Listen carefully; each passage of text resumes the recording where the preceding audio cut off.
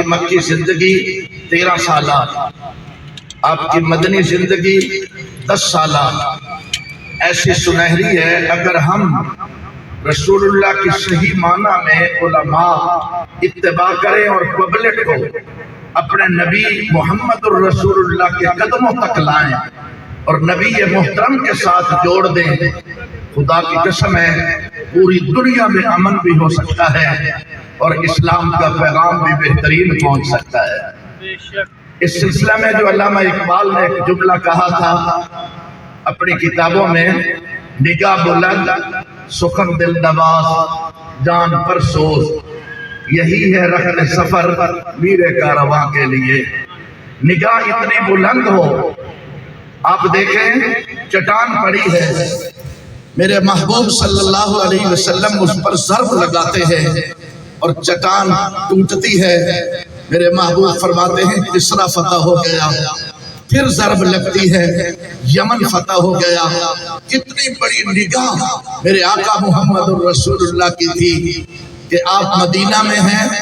اور عرب کی سرزمین پہ ہیں، مگر آپ کی نگاہ مصطفیٰ کا یہ کرم تھا، منظر تھا، شان تھی کہ آپ یمن، قیصر و کسرا کے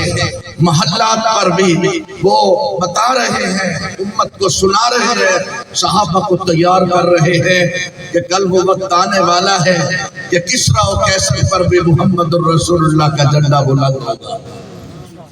یہ غازی یہ تیرے پر اسرار بندے جنہیں تو نے بخشا ہے ذوق خدائی، تو نیمن کی ٹھوکر سے صحرا و دریا سمجھ کر پہاڑ کی ہیبت سے رائی، دو عالم سے بگانا کرتی ہے دل کو، عجب چیز ہے لذت آشنائی، شہادت مقصود و مطلوب و مومن، نمال بنی بدنہ قسمت سرسائی۔ اور یہی علامہ اقبال نے کہا تھا نگاہ بلند سخن دل نواز، کہ اپنا نرم لہجہ رکھو، لب و لہجہ تمہارا خوبصورت ہو، تمہارا نرم لب و لہجہ ہو۔ محمد الرسول اللہ صلی اللہ علیہ وسلم نے جگہ جگہ ارشادات میں ارشاد فرمایا بشرو ولا تنفرو، بشارت سناؤ نفرت نہ دلاؤ۔ آپ کے پاس مساجد میں لوگ آتے ہیں، جمعہ کے لیے آتے ہیں، آپ حضرات کے مختلف جگہوں پہ خطابات ہوتے ہیں،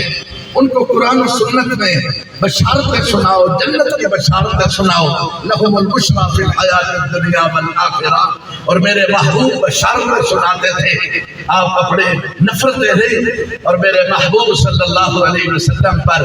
اگر کوئی زیادتی بھی کرتا تو آپ اس کے بدلے میں معاف کرتے تھے۔ اور میرے محبوب کا پیغام ہے سلمن قطع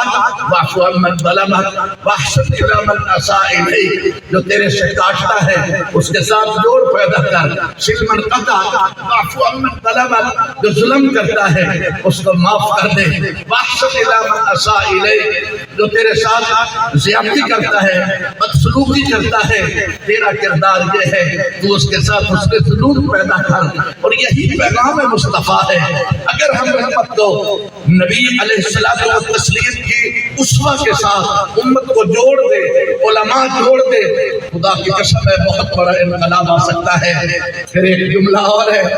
سخن دل نواز جان پر سوز، میرے محبوب صلی اللہ علیہ وسلم نے اپنی جان جوکھوں میں ڈال کر بھی اپنے حق کا پیغام سنایا، لوگوں کو اپنے قریب کیا ہے۔ اور میرے محبوب کے بارے میں اللہ کا قرآن کہتا ہے ان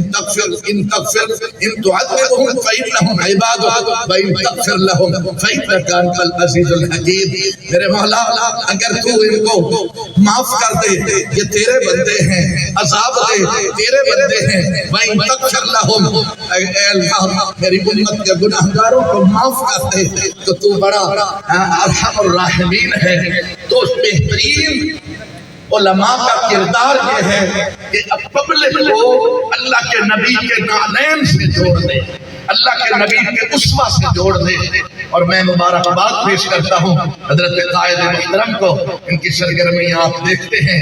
صبح کہیں شام کہیں کسی جوڑ کے سلسلہ میں جو اسوہ مصطفیٰ کو انہوں نے پڑھا ہے، الحمدللہ اس پر اپنے کردار سے، حسن اعمال سے اپنا عمل کر رہے ہیں۔ اللہ ان کی جان و مال کی حفاظت فرمائے۔ اور میں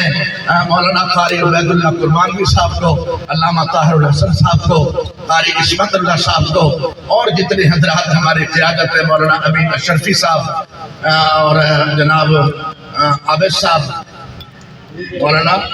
حبیب الرحمان عابد صاحب، سب کو مبارکباد دیتا ہوں کہ انہوں نے وقت یہاں بہترین کانفرنس منعقد کی اور حضرت کی زیارتیں بھی کروائی، ان کے بیانات سے ہم مستفید ہوں گے۔ وآخر دعوانا الحمدللہ رب العالمین۔